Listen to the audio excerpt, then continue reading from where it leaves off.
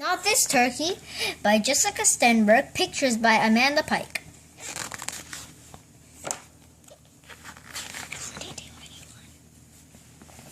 When I was still a baby, my family moved to the United States. We lived in a tenement house on 33 DeVoy Street in Williamsburg. Me, Mama, and Papa, and then my little brother David, who was born in America. Every morning after Papa walked me to school, he would take the train to Mr. Dutch's pocketbook factory on the Lower East Side.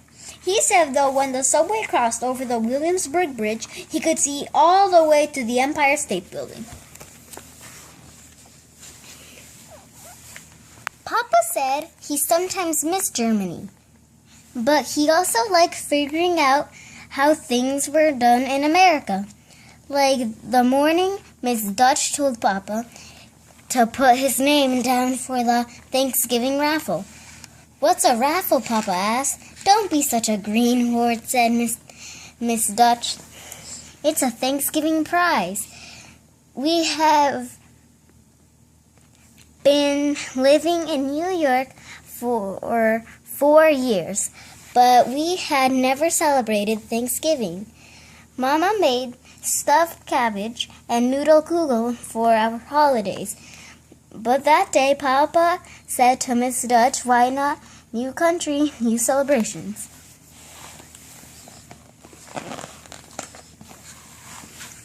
It was almost closing time when Mr. Dutch came out of his office and yelled, "Time for the raffle." "Feh, who cares?" said Mr. Schwartz. "That cheapsake Dutch is probably giving away a sack of potatoes." But Papa had a funny feeling in the pit of his stomach, like the way he felt when he got our visas to come to America. Mr. Dutch put his hand onto the cardboard box and pulled out a piece of paper. "And the winner is," announced Mr. Dutch, "Baruch Silberklang." Everyone clapped. Papa couldn't believe it. He'd won.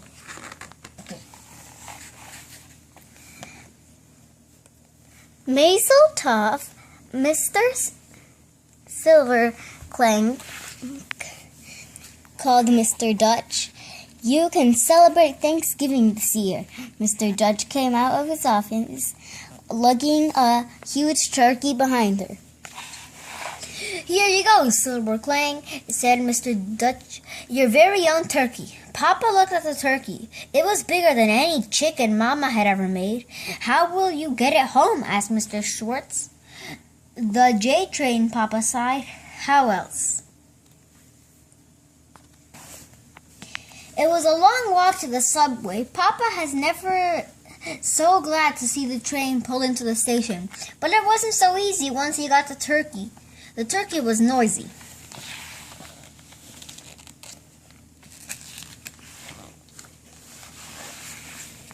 When they reached the Flushing Avenue stop, Papa took the turkey out of the box and held on to its rope, but as soon as he stepped off of the train, a big gust of wind blew off his fedora. Papa ran after his hat, and the turkey ran in the other direction. "Come back here," yelled Papa.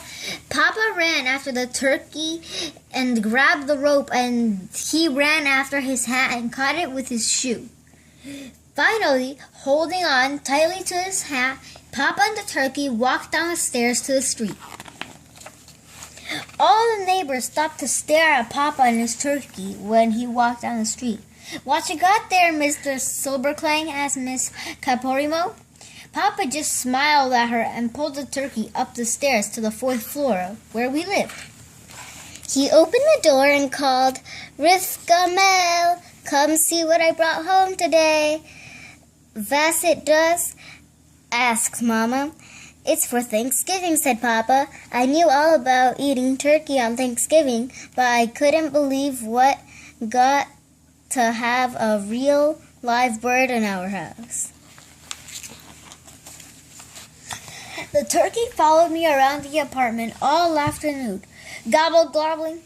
Papa said the turkey was a he.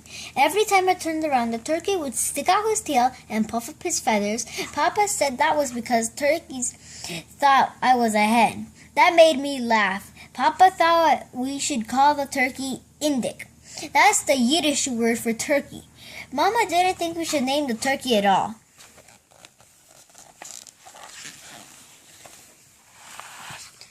A turkey doesn't belong on the fourth floor walk-up, said Mama. He belongs with Mr. Cohen. Mr. Cohen was our butcher. I didn't want to think about bringing Indik there, but Mama was thinking about what to make for Thanksgiving, which was in only 2 days. Now that we had a turkey, she was inviting the whole family to dinner. Aunt Shandel was making a stuffed cabbage, and Aunt Hanel was bringing her famous noodle kugel. Now we'll have turkey too, said Mama, just like all our neighbors. I sat at the window to lean against Indik's fingers. I didn't want to lose him.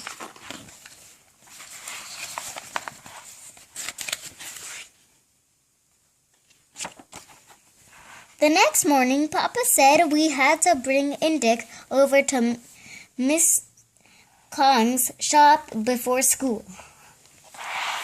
Papa held on tight to Indik's rope, and I held on to Papa's other hand. I kept hoping Indik would run away down Devoice Street, just like he had on the subway platform, but he stayed with Papa all the way to Mr. Cohen's butcher shop. "Where'd you get that bird?" asked Mr. Cohen. "He must weigh at least 30 pounds. "I won him at the raffle at work," said Papa. "He's for our first Thanksgiving dinner." I looked at Indik to see if he was listening. I wanted him to know that if we cooked him for dinner, I wasn't going to eat him. Then I held my breath, waiting to see what Mr. Cohen would say. "Not this turkey," said Mr. Cohen with a big laugh. "He's too old. He'll be too tough to eat." What a relief, I thought. "Let him stay here with me and eat all the scraps in the yard," he said. "But what will we eat for Thanksgiving dinner?" asked Papa. "Mama already invited the whole family over." "Stick with the side dishes," said Mr. Cohen. "They're the best part of the holiday." I ran home after school to tell Mama we wouldn't be having Indik for Thanksgiving dinner. But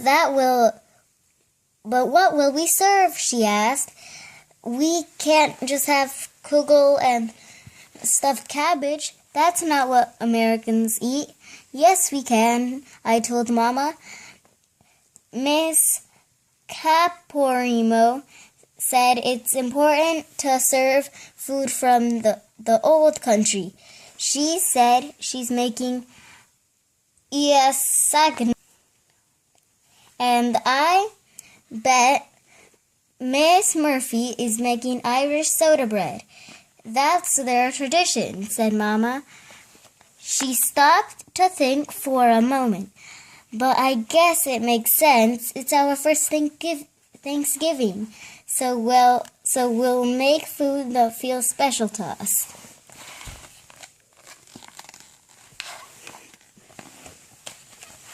On Thanksgiving Day, Uncle Moshe and Aunt Shandel, Aunt Hannah and Uncle Max, Pearl and Joey, Bluma and Sam all came over.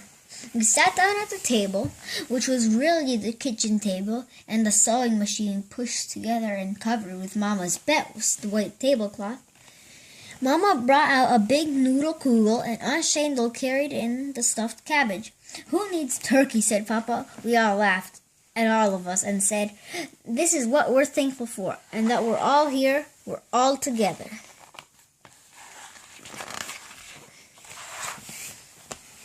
Guess what eating noodle kugel on Thanksgiving became? Our family tradition. And Indik liked it too. I brought him a big piece the next day, and he ate it all up.